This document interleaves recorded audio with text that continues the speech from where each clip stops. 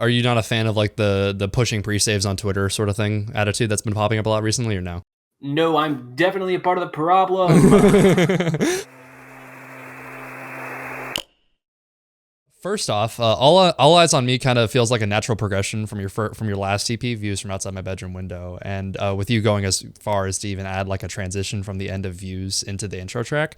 So I'm wondering, were there any lessons that you learned in the creation of Views from Outside My Bedroom Window that informed the way you worked on All Eyes on Me? I definitely got a better vocal mix, like because I love the vocals on Views. But like, I don't know. I didn't really know what a compressor was until like a few months ago. Yeah, okay, let's fill in the audience right now. What is a compressor? Because I still don't know. So basically, it takes the lows and brings them up. Like lows is in frequencies or like lows is in volume? Volume. Okay, yeah. gotcha. Low volume brings it up, and then the high volume brings it down. So it's all kind of like the same. It's a really obvious improvement in my opinion on both like the mastering, and then also I think your singing just got a lot better between Views and All Eyes on Me. So I'm wondering, like, how do you look back on like your older material to stuff like as long ago as even like maybe even like Butterfly Kisses? A lot of them I don't like. I don't like a lot of my old songs. The one Butterfly Kisses, I still really like that song, even though it's just like, I don't know, it like radiates like I made this in my bedroom. Obviously I made Views and All Eyes on Me in my bedroom, but I learned and I progressed. But like that song right there is just like I made that in my bedroom. Even the beat like was just a ukulele. Like I sampled me like hitting it a bunch. Like there was a Dr. Pepper can in there. Fuck yeah. But like other stuff you're not that big of a fan of though, because I know you're not that big of a fan of Strawberry Summers anymore. Yeah. I wish me and Dylan could have done Dirty Dan better. Really? I love Dirty Dan. And then, although there are quite a few similarities between Views and All Eyes on Me, one significant difference between the two is production is that All Eyes on Me has a lot more guitars featured in it. So I'm wondering, like, what caused you to lean more in that direction versus the more electronic influence stuff you did on Views and whatnot? I bought my niece a guitar for Christmas. 6 months go by, 7 months go by, and it's just still at my house. It's in my dad's room. Like she would go in there and play it sometimes, but like I expected her to like take it home or anything, and then she just kind of forgot about it. So now it's in my room. I just took it. Like it's mine. I bought it, you know, like if she ain't gonna use it, I'll use this shit. Like, you know, I just wanted to make more guitar things. Like obviously Fishmonger is like a huge inspiration to me. So like I was like, oh, guitar? I want to do that as well. And then considering how much natural instrumentation is featured on the EP, it made me think you have the pretty unique experience of being in marching band all throughout high school. So I'm wondering, like, how do you think being in that environment for so many years influenced the way you make music now? Being just like around music, like, cause like fourth grade, literally to my freshman year of college, like before I like stopped going. I didn't realize it was that long. I thought it was just high school. Holy shit. Not for marching band. I meant for like specific. Yeah, marching band in fourth grade. Yeah, no goddamn way I'd be in there. Like just being around such like a community of people, I feel like it was a good transition from like that community to like this community kind of deal. And considering Views only came out about like 7 months ago and you've been dropping pretty consistently since then, I'm wondering, would you say like your creativity comes in like sporadic like bursts here and there, or would you say it's more like concerted like effort, like a day in day out sort of thing for you? Both kind of, but more on the side of like, yeah, creative spurts. Like there are like sections of time throughout the year just randomly I'll just like learn one thing, or I'll like get a plugin, like one plugin. Like for Views it was Portal. I literally got Portal and that was it. I made Views right after. Like Bittersweet was the first song and I was like, oh yeah, and then I kind of like drain out like all of the uses that I find like just at that time, but I like could also implement them into other beats. Right. So what do you think are like some pros and cons of having like a more like sporadic, like a huge like spike in like interest and then like a sort of like slow gradual fall off until the next spike? Being able to be super proud of my music, like whenever I make something super cool in one of those like creative spurts, like I'm super excited. It's just nice, you know, like to be able to be like, yeah, I made that. A big con I feel like is like whenever you're not in the creative spurt and you just like want to be in it and you just try so hard like day after day to like make something super cool, you get down on yourself.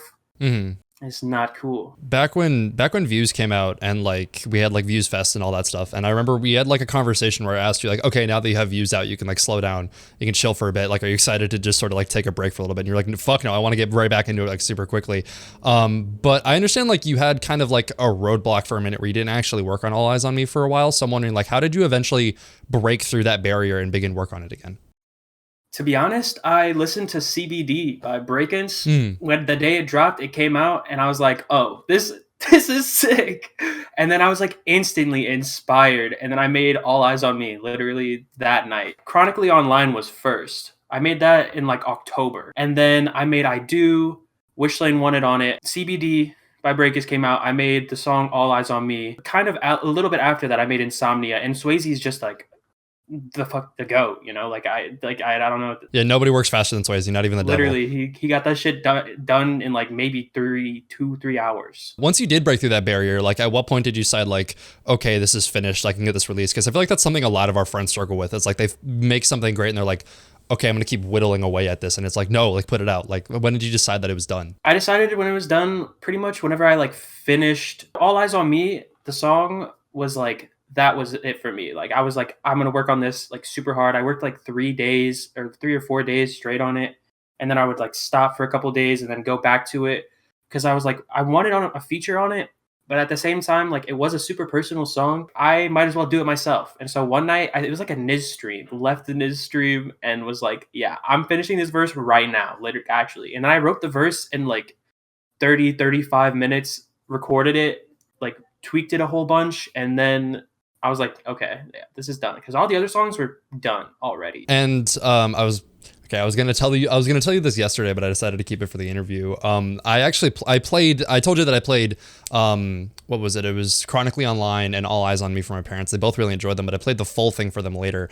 And like I played it for them because I think it's like, I think most would agree it's a pretty agreeable EP. There's not really like, I didn't expect them to be like, oh, this is too much auto-tune or anything like that. So I was wondering like what they were thinking about it. And I was really surprised because my dad was like, yeah, I really like this, but I don't like how distorted the bass is. And I was like, it was just weird because I didn't even consider that as like something that somebody could take issue with. Like I was just like, oh, okay, the bass is distorted. That's just okay, whatever. So I'm wondering, like, have you ever run in any sort of like comments like that or like weird things like that when you're showing your music to like friends or family or just anybody else outside of the community? Not for real. Like I pretty much only show my music to like people in the scene. Like how you were like, oh, I wasn't even thinking about that. Like they probably aren't thinking about it either, for real. I really wasn't even thinking about it either. I didn't think the bass was distorted for real, like at all. Like it is definitely. Wasn't there like a period like a while back when I think was like your mom listening to like Bittersweet or something like that, and you like heard it in the kitchen or something? Dude, no, it wasn't even Bittersweet. It was fucking my dad was listening to it in his room. He was watching the I Spy video and was like, yeah, this Swayze guy got too much auto-tune. I was like, that's like what? On the topic of I Spy, just before you dropped All Eyes on Me, you dropped I Spy with Swayze. And alongside it, you dropped your second ever music video. And having 2 music videos under your belt isn't something a lot of artists of your size can say. So I'm wondering, like, how have you found like stepping in front of the camera and performing like that? Do you ever get like any sort of anxiety or like don't know what to do with your hands or anything like that? Or Yes. The whole time I was just like, I decided not to cry today. I'm sorry for myself. You know, like what am I doing? But I mean, like, was having Briss there for the shoot on Down Astronomical any help with that, or Like super dope to see him, but you know, like with meeting anybody, like for the first time, it's just gonna be kind of weird. We definitely had like the first like day to just kind of like chill out, so like that was sick. Instead of just like I got there, we instantly started shooting. I got there, we chilled, we had Bojangles, shout out Briss. It was definitely more comfortable than just hiring some like random local to film it. And then apart from your main body of work, you also have a pretty prolific alt account called Shambomba, on which you have more than half an hour of ciphers uploaded. So I'm wondering, could you take us through all the lore and how each of those ciphers were made, starting with the first one?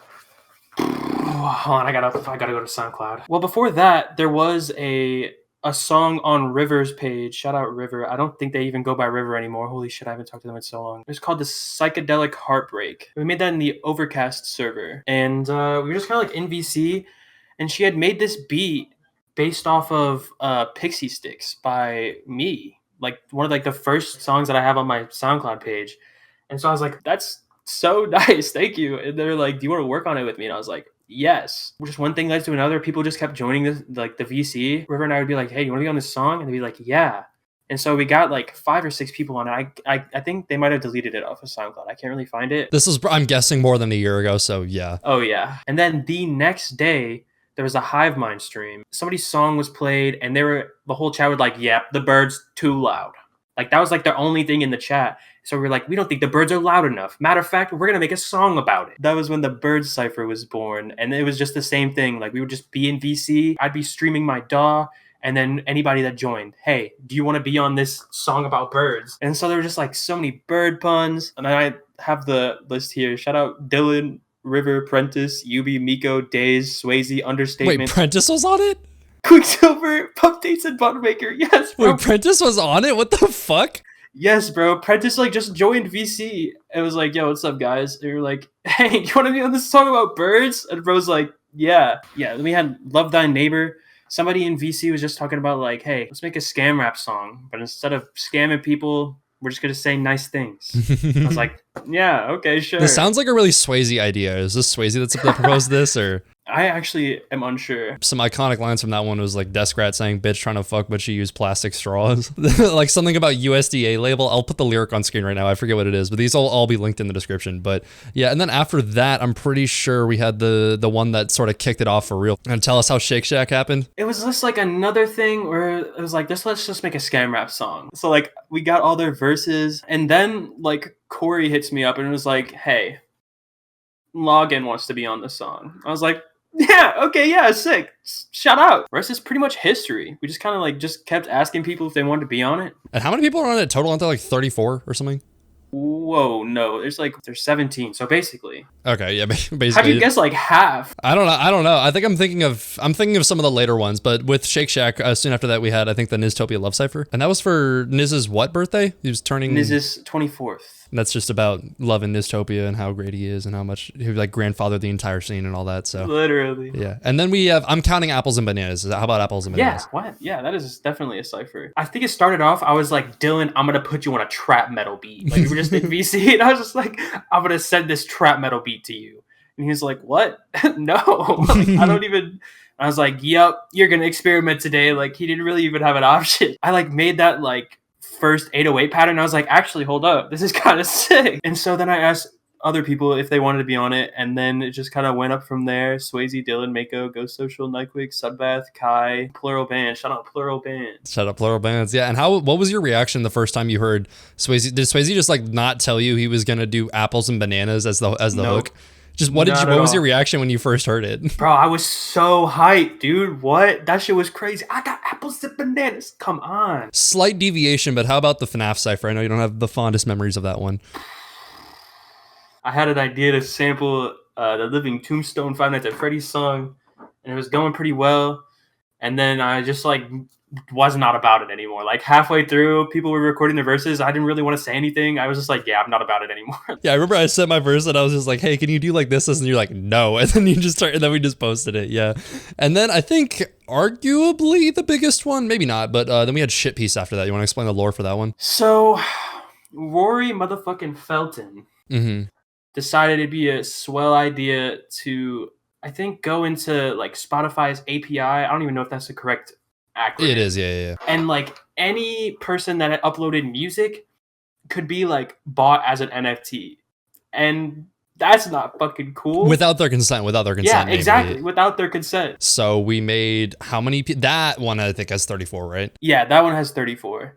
And in the title, it says, features aren't in the description. There are 34 of them. Tag yourself, please. Because I just tweeted it out. I was like, hey, fuck this guy. We're going to make a fucking cypher on it. If you looked up an artist's name, they got automatically added to the database. So I remember I went on the website back when Hitpiece was actually live. I went on it and I typed in like Ariana Grande and it said like generating Ariana Grande NFT. I was like, dude, this guy is fucked. There's so many. And I think there are still like ongoing lawsuits about that shit because it was like without artist consent, taking their music and uploading them as NFTs and anybody could buy them. The thing is that it wasn't even an NFT. You could just use your credit card.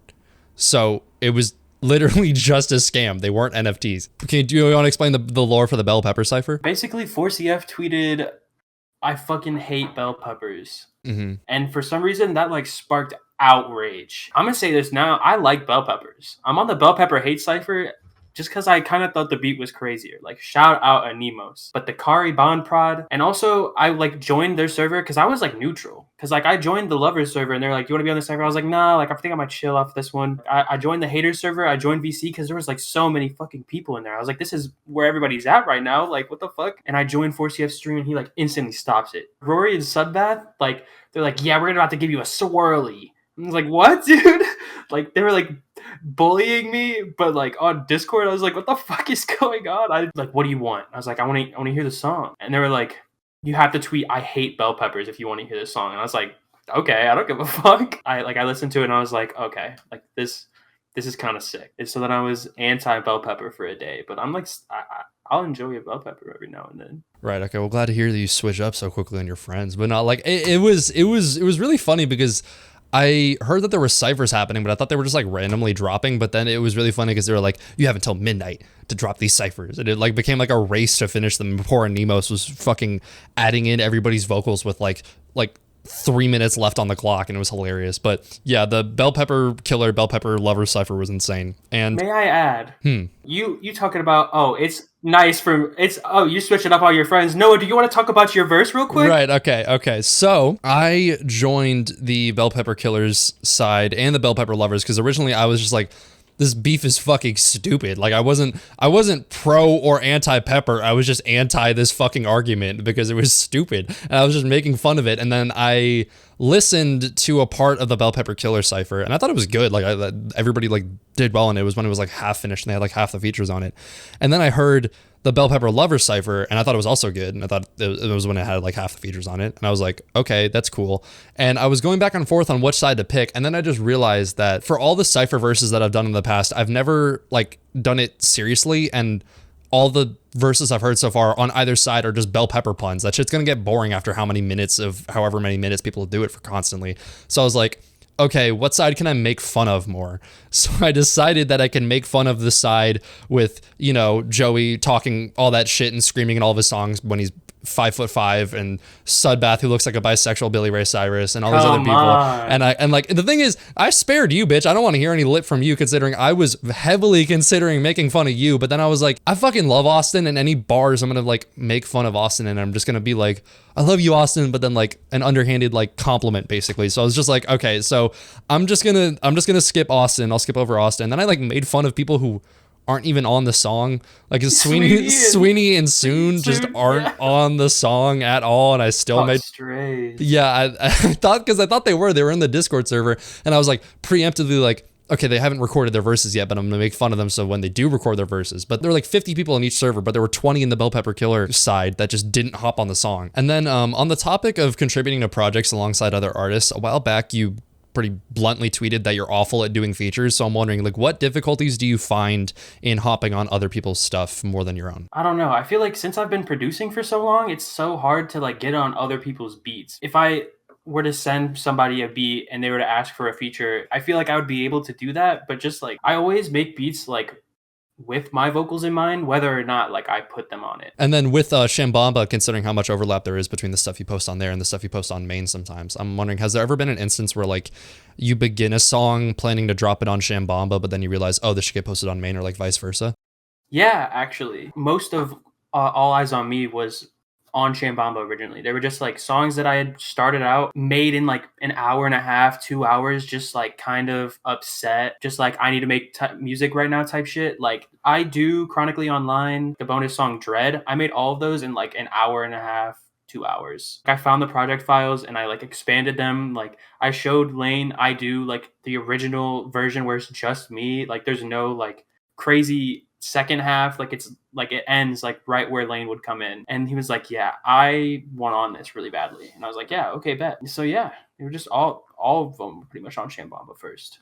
That's really fucking interesting, and I'm sure hearing that from Lane was a hell of a compliment, considering Lane doesn't really hop on people's shit unless he really likes it. Yeah, exactly. It was really nice. Alongside your solo music and Shambomba, you've also contributed a lot of work to a collective you founded with Swayze, VAT.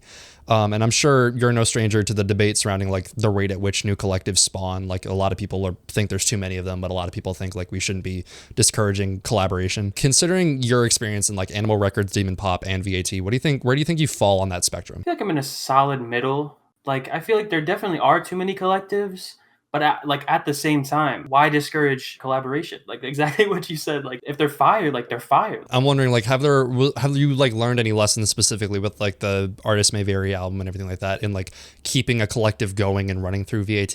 That shit is hard. That shit is hard. Because like whenever I proposed the idea for the album, I wasn't like in a crazy good headspace. Like I was kind of like down at the time, but I was like, oh, okay, this is kind of a cool idea. I don't know if I came up with it. I think somebody else might have came up with it. So I don't want to like take their credit. Shout out whoever that was. I don't remember. Somebody came up with that idea. And so like, and came to me about it. And I was like talking about it in the server. And they were just kind of like memeing on it, like joking about it, like kind of like not taking it very seriously. And I was like so pressed at that point. I was like, yeah, okay, then bet I'm going to dip because I don't want to deal with this shit. It ended up like not being that way. Obviously, the album came out, everything was super sick. Like we made that shit in like a week. Such a good time, like nonetheless. Beyond music, I've noticed you've been going pretty hard on TikTok recently, and in the past year or so, we've like seen an increasing push for like artists to become content creators more and more as like opportunities open up through stuff like TikTok. So I'm wondering, like, what do you think are some pros and cons of that line between like artist and content creator being increasingly blurred? I feel like some pros would be like there are definitely more like people being able to see your art. You don't have to be in this big studio with this big like label push. Like you could literally just be a dude in your room just making videos. But I feel like definitely a con would be just like severe burnout because you can burn yourself out so quickly doing that. Yeah, I kind of get both sides because it's like on one hand, maybe like never, if they have a TikTok blow up, it's like, okay, that's like however many 100,000 or like more than 1 million people seeing your stuff that wouldn't have seen it prior. So that's huge. But at the same time, it's like, I mean, not to say like nobody does, but I feel like a lot of people don't want to like finish a great song and the first thought that pops into their head is like, okay, I have to make a TikTok out of this. So like I have to find some way to market this basically, which like, I mean, has always kind of been the case with the music industry. It's nothing different. It's just, if anything, it's easier now that you have like, oh, I can open my phone and do it versus like, you know, figure out some other way to advertise it maybe 10 years ago. But I get both sides of it. On the topic of social media, in researching people for the interviews, I usually scroll through their Twitters to find stuff they're interested in. But you have 41,000 tweets. So I got to like June of 2020 and then just like gave up. But that does raise the question, like considering how much you use the platform, what do you think are some of your like biggest Twitter pet peeves? Whenever people like market like their song and it's like, this is my last song ever, I'm quitting music, like it doesn't have to be like this blown out thing, especially when you're kind of like a smaller, like if I were to be like, yeah, All Eyes on Me is my last drop ever, go run it up, like come on dude. Are you not a fan of like the pushing pre-saves on Twitter sort of thing attitude that's been popping up a lot recently, or no? No, I'm definitely a part of the problem. Well, the thing is, you do it in like inventive ways. The thing I appreciate about the stuff that you do is like, guys, check out how to like the Black Ops thing or like just editing it into like different like clips and stuff like that. I feel like people that just like throw presets, like if you're gonna make something, make a piece of like funny, entertaining content out of it rather than just. But I feel like that's just like an effective way to market your stuff in general, is to like make it like a piece of like content that is enjoyable on its own. That's what I do with like the Twitter videos that I post, like the Instagram reel videos things. For that Black Ops 2 video, shout out Kai for editing it, and as well as Billsbury Joe Boy and Silent with 2 eyes. I was literally deafened like watching a stream, and Kai just hit me up and was like, yeah, I'm gonna need a voiceover. And I was like, for what?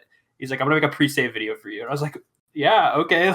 What's up? And then no matter how many new artists you discover, it seems like there's always going to be 100 more you wish you found sooner. So if you could pick a handful of artists to put our listeners onto right now, who'd you pick? I have came prepared. You got a list? Okay, first, my husband, Swayze Asterisk. I feel like I call too many people to go. Like, they're obviously good. When it comes to greatest of all time, literally Swayze Asterisk. He could do anything. I swear to God. Anytime anybody's like, oh yeah, like I'm kind of looking for a feature, I just add Swayze. Swayze could do it in like so quickly, and it's so good. Literally every time. I've never heard a bad Swayze song. Yeah, there is no such thing as a bad verse from Swayze. Love that man. And then this isn't an artist, but I just wanted to shout out Niztopia. I love that man with all my heart. I mean, he is an artist. He's got like 1.5 songs. I feel like a solid 3 1/3. If you include all the like the Aziz verses. Right. Ghost Social. Mm-hmm. Goat Social. I'm just kidding. Well, I'm not kidding. Mm-hmm. But I gotta stop calling people the goat. But Gabby is really fucking good, and I love them to death. Bon Dot, one of the first people that I had met through the Overcast server. So talented. Needs to drop more music, and I love him. And he just opened up for Flo Milli. at his No, college. sorry, I think you mean Flo Milli closed for him. That's such a crazy yes, thing, yeah. Yes, of course. Flo Milli closed for Bond. Isn't that crazy? Gotta shout out Duku. Mm-hmm. She just dropped the craziest song, "Oh to Be a Goldfish." Like, that song has been on repeat. It is so good. And then we got Cryad from Double O Click. They are so talented. One of the last songs they dropped, there was like time signature switches, and like I do not hear that often in music that I listen to now. So whenever I hear it, I'm just like, yes, like I need to incorporate that more. Like, it makes me inspired. And then we got Pink Mouse / Genghis. Insane prod. Like, and they also have one song that I want out so badly. It was in their Daria Core Fest set. They know which one it is. If they're watching this right now, they literally know which song I... Yeah, I think I talked to them. I talked to them about it when we met up in Chicago. I told them about it. And I think they mentioned that they're not sure where the project file is, but... I know. I literally like go back and listen to it and reply about the same song every time. And they told me in the comments, they were like, yeah, I think I lost the project file for it. I'm so upset. And then we got Great Milk from the last User Fest. I think Undertale fan 1994 put Baby in their set, and ever since, like, I was addicted to that song. And then they dropped an album with Baby on it, and all of the other songs on it are just so good. The production is actually like breathtaking, and like it inspires me so much. I got pretty much all of Gorset, you know, like pretty much all of them are insane in their own individual ways, and as like a collective of people, they're like so yeah, they're talented. a really fucking stacked roster. Yeah. And then there's this one UK band that I found, don't even know how, called Marketplace in all caps. So, one day I was like searching music videos and sorting by today, and there was this song, and the video was like so low budget that it was just charming, and the song was so good. And then despite how much of your catalog is self-produced, I'm sure there's plenty of people you still want to work with. So I'm wondering, what are like some of your dream collabs, whether in like the realm of vocals or in the realm of production?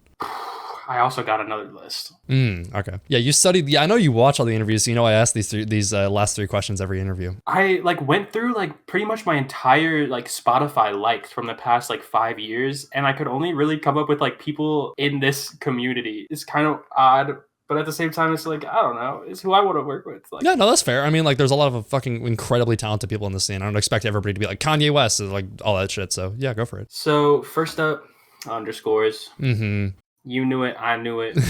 Probably half the people in the comments knew it. Yeah. Yeah. Anybody watching who has talked to me for like maybe 5 minutes knows underscores is like the biggest inspiration to me. Breakins, come on. Eric DOA. I don't really know what we would do, but I really want to work with him anyway. Tor.